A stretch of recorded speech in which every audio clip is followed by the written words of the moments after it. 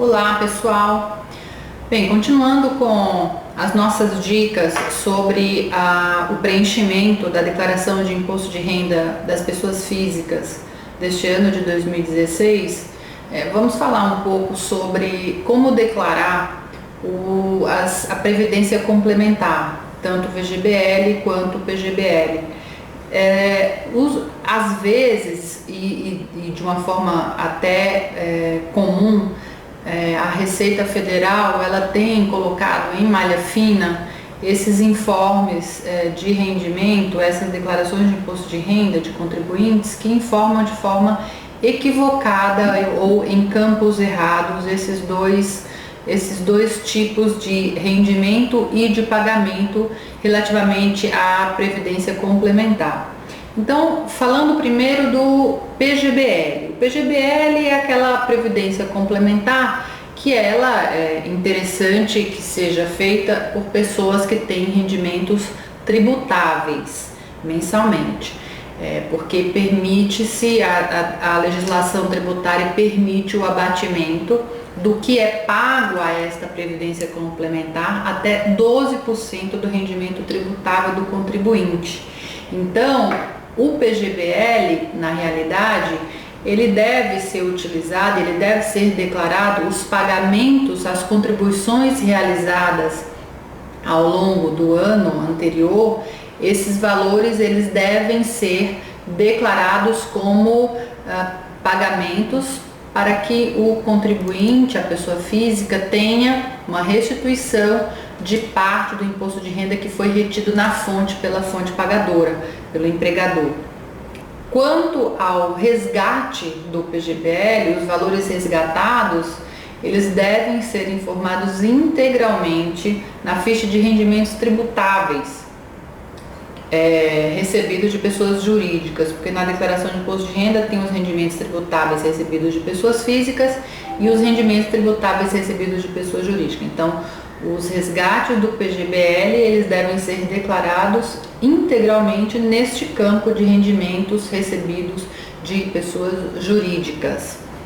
Obviamente que no resgate haverá um pagamento complementar de imposto de renda na declaração de ajuste.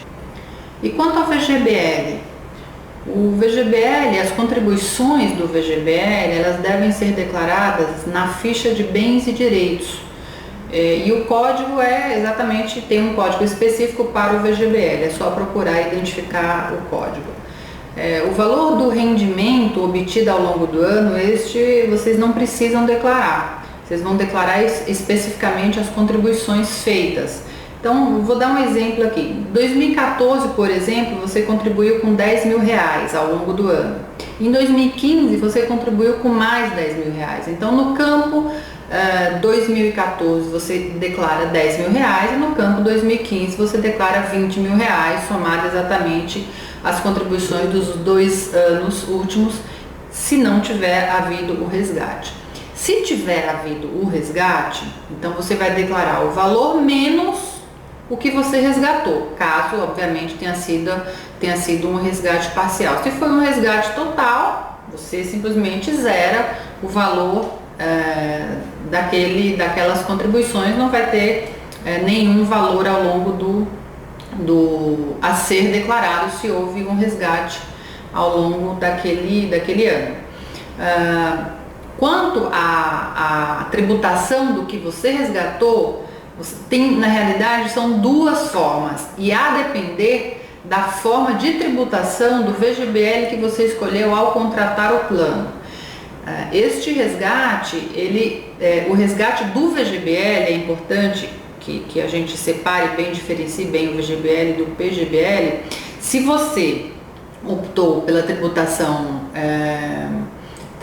progressiva, você vai declarar lá naquela ficha de rendimentos tributáveis de pessoas jurídicas, que você recebeu de pessoas jurídicas. E se for um plano com tributação regressiva, você vai declarar na ficha de rendimentos sujeito à tributação exclusiva. Detalhe, declare o valor líquido em qualquer das 2 situações.